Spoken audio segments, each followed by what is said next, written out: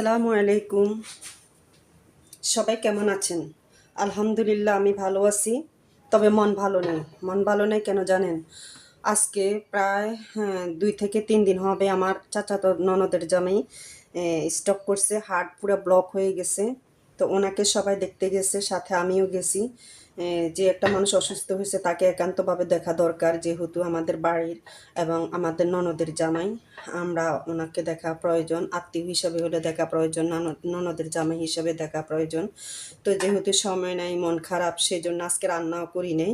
সবাই ওখানে চলে গেছে, যা টুকিটাকি নাস্তা খেয়ে চলে আসছি। তো আজকে রাত্রের জন্য আসতে আসতে সে মাগরিবের পর হয়ে গেছে। তো আমি কি করছি, একটু ঘরে মাংস ছিল, সে তো একটু বিরিয়ানি পাকাই নিছি। তো আমি বিরিয়ানিটা পাকাইছি, যে আপনার খুব ভালো একটা বিরিয়ানি পাকাইছি, আমি দেখাচ্ছি। এই যে একটু সালাদও কেটে নিচ্ছি ঘরে, অন্য টমেটো নাই, আরে সরি, লেবু নাই, টমেটো আছে, লেবু টমেটোটা এখানে দিয়েছি। তো রাত্রে খাওয়া আমি, আমার শাশুড়ি, আমার ছেলে খাওয়া হয়ে যাবে, এতে কোনো সমস্যা হবে না। শসা দিয়ে খাওয়া চলবে, শসা তো সবাই পছন্দ করে, শসা দিয়ে বেশ বিরিয়ানি খাওয়া যায়। তো আজকের যে বিরিয়ানিটা আমি পাকাইলাম, এই যে দেখাচ্ছি। এই যে চিনি গুঁড়া চাল দিয়ে মুরগির মাংস রান্না করা ছিল, অনেকগুলো মাংসই রান্না করা ছিল, এই যে শুধু আস্তা আস্তা মাংস। তো আমি এখানে একটু হালকা করে চিনি দিয়েছি, হালকা করে একটু তেঁতুলের টক দিয়েছি। ভাই এত মজা হয়েছে বিরিয়ানিটা, এত স্বাদ, আমি মুখে দেওয়ার সাথে সাথে আমার ইচ্ছে হচ্ছে সাথে সাথে গরম গরম খেয়ে ফেলি। তো যেহেতু মানে দুপুরে খাওয়া দাওয়া তেমন হয় না, একটু হালকা পাতলা ওখানে নাস্তা খেয়ে চলে আসছি। ওরা অনেক আয়োজন করছে, যেটা আমরা সময় দিই নাই, খাই নাই, চলে আসছি। তো দেখেন আমি এখন বিরিয়ানিগুলো বেড়ে দিচ্ছি।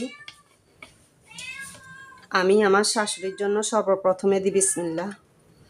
আমার শাশুড়ি আবার ভীষণ পছন্দ করে। এই যে আস্তা আস্তা মাংস দিয়েছি।